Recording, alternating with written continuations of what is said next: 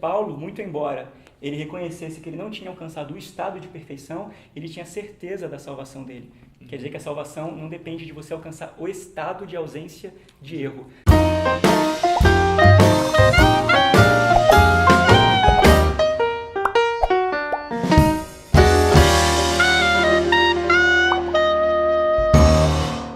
Olá pessoal, bem-vindos a mais um programa Sopa de Pedras.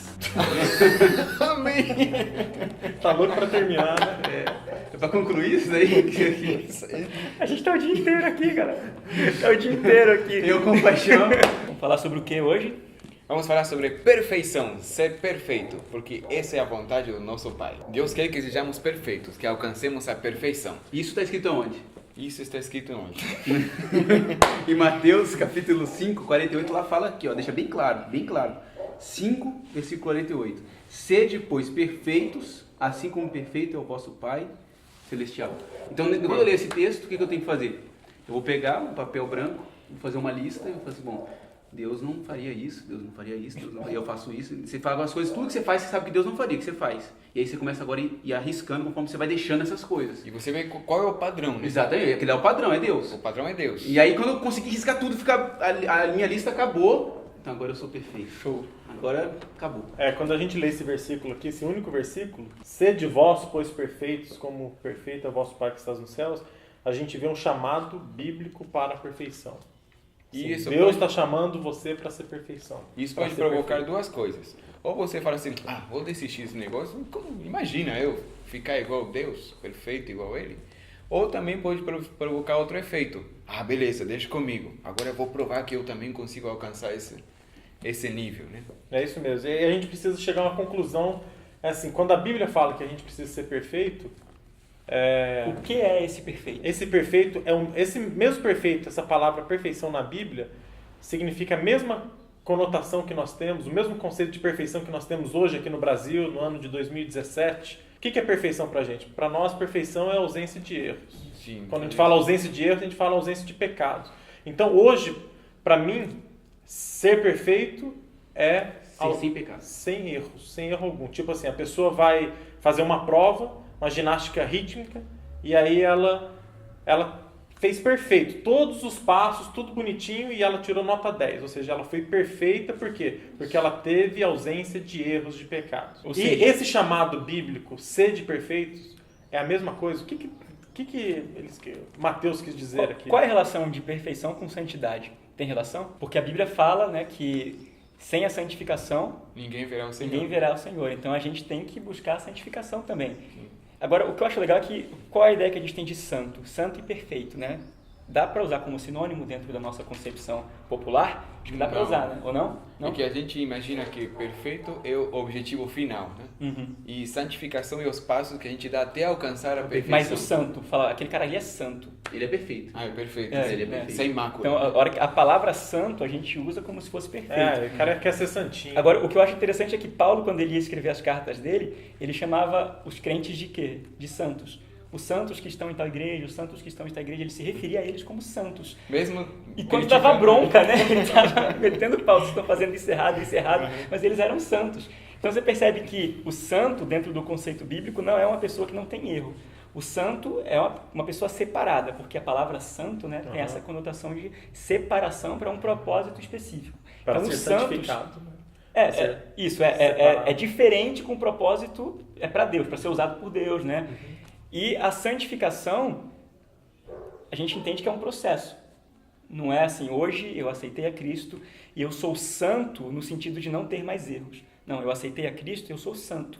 Santo porque eu fui separado para uma obra especial, porque a minha vida é uma vida diferente, porque eu me entreguei completamente a Ele, por isso eu sou santo. E eu passo por um processo de santificação, que é um processo em que dia após dia eu me entrego mais a Ele e vou me adequando mais ao que Ele espera de mim. Eu vou conhecendo cada vez mais a vontade dEle e eu vou querendo cumprir essa vontade voluntariamente e isso vai me santificando. Então esse processo de santificação... Então, santificação não é uma estação. Por exemplo, vamos pegar o metrô. Santificação não é a estação do metrô. Um lugar onde você chega. Né? É o percurso todo, desde quando você aceita Cristo. Isso, é tipo assim, a linha é a estação. A linha... Tem a linha vermelha. Isso. A linha vermelha é a santificação. A gente não combinou isso. Né? Então você tem a linha santificação. Na linha santificação tem várias estações. É isso que você quer chegar? isso. Até chegar em Itaquera, Bom. Corinthians. Não! Não, Palmeiras, Barra Olha que interessante, Mateus. Vamos. Que a gente não pode fazer teologia com o único verso bíblico. A gente Vamos lá. precisa entender. Outros versos. A interpretação de um texto bíblico não vem quando a gente entende o texto bíblico, mas quando a gente entende o que o autor quis dizer por trás desse texto bíblico. Então Mateus fala aqui, ouvistes o que foi dito, versículo 38, olho por olho, dente por dente. Eu, porém, vos digo que não resistais ao mal, mas se alguém te bater numa face direita, oferece-lhe também a outra. E o que quiser pleitear contigo e tirar-te o vestido, larga-lhe também a capa. E se alguém te obrigar a caminhar 1 milha, vai com ele 2. Dá a quem te pedir, e não te desvies daquele a quem te pedir emprestado. Ouvistes o que foi dito, amarás o teu... E aí vai, né?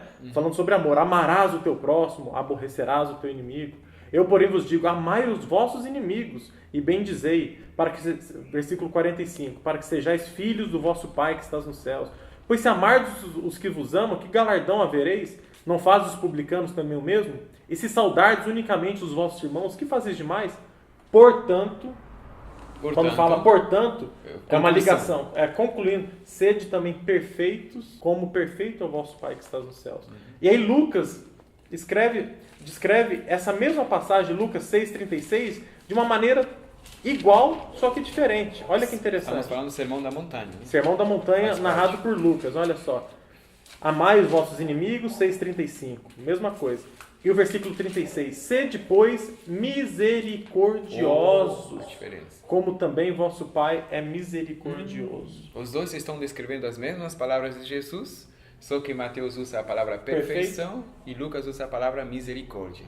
É que no grego, a palavra perfeição é usada em outras palavras dentro da Bíblia, como seja uma pessoa madura, uma pessoa adulta, uma pessoa amadurecida, era uma pessoa perfeita. Então, esse é o contexto essa é a forma que você pode utilizar a palavra perfeito em Mateus, capítulo 5. Então, perfeitos, misericordiosos. Ou seja, você está dizendo que a perfeição ela se alcança a partir do amor, a partir do exercício contínuo, constante do amor, você alcança a perfeição. Tem algum outro verso da Bíblia que a gente dá para usar? O verso que eu escolhi, Filipenses capítulo 3. Ah, não mesmo? Legal, então tem 2 versos da Bíblia. Então vai lá. Filipenses capítulo 3, verso 3 e 14, é para provar que a perfeição não é uma estação, como a gente falou, sobre santidade. É o mesmo conceito de santidade e perfeição. Perfeição não é o lugar onde eu vou chegar. A perfeição é o caminho. E a prova disso está aqui. Filipenses capítulo 3, verso 13.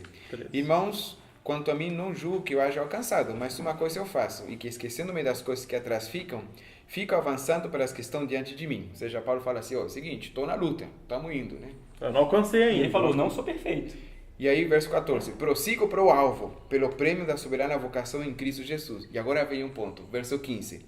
Pelo que todos quantos já somos perfeitos, sintamos isto mesmo. Mas o versículo 12, não que já a tenha alcançado ou que seja perfeito. Ele fala depois assim, ele fala 4 versículos não que eu seja perfeito. Aí depois fala assim, nós somos somos perfeitos. E por que ele fala isso? Porque no verso 3 e 14 ele explica qual é o conceito de perfeição. É prosseguir para o alvo. Uma estrada, um caminho. Um caminho, uma você jornada. vai avançando. Perfeição é um estado e você tem que atingir esse estado de perfeição, ausência de erro para poder ir para o céu. Pré-requisito para ir para o céu tem que ser perfeito. O Gabriel acabou de ler aqui uma passagem de Filipenses 3, né, em que Paulo admite que ele não era perfeito, porque ele estava no caminho da perfeição, mas ele não tinha alcançado esse estado de perfeição.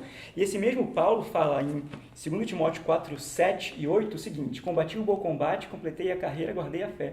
Já agora, a coroa da justiça me está guardada, a qual o Senhor, reto juiz, me dará naquele dia. Então você percebe que Paulo, muito embora ele reconhecesse que ele não tinha alcançado o estado de perfeição, ele tinha certeza da salvação dele. Quer dizer que a salvação não depende de você alcançar o estado de ausência de erro. Depende de você ter esse compromisso de estar no caminho, de estar cada vez mais parecido com Cristo e exercitar o amor. E também em Colossenses ele fala sobre o amor, que nós já falamos aqui, né? Sobre relacionar essa perfeição com o amor. Sede misericordiosos, Sede misericordiosos. Aqui em Colossenses 3, versículo 14, ele fala assim: e acima de tudo, revesti-vos do amor, que é o vínculo da perfeição. Então para eu ser perfeito, eu tenho que imitar o meu mestre, ser perfeito como Cristo, em amor. Em amor. Em amor. É o vínculo. Quando o texto de Mateus fala assim, quando alguém te ferir uma face, ofereça outra face. Ou seja, quando você é ferido numa face e não revida, está mostrando quem é o espírito que te controla, que é o espírito de Deus. Quando você revida, qual é o espírito que está te controlando? O espírito do mal. O espírito do mal. Então, por isso que o contexto todo fala de amor. Amai, amai, amai. Então, sede semelhantes, perfeitos como o vosso Pai que está nos céus, em amor. Então, esse é o alvo que a gente deve buscar. E agora, o interessante aqui, Gênesis capítulo 17, olha só que legal. Abraão, com 99 anos, olha o conselho que Deus deu para Abraão. Sendo, pois, Abraão, 17:1 de Gênesis, sendo, pois, Abraão da idade de 99 anos, apareceu o Senhor a Abraão e disse-lhe, eu sou Deus Todo-Poderoso, anda em minha presença e ser perfeito. Então, para alcançar a perfeição, o que tem que fazer? Andar na minha presença. Só que é muito importante a gente relembrar, perfeição não é pré-requisito para ir para o céu. Repete, por favor. Perfeição não é pré-requisito para você ir para o céu.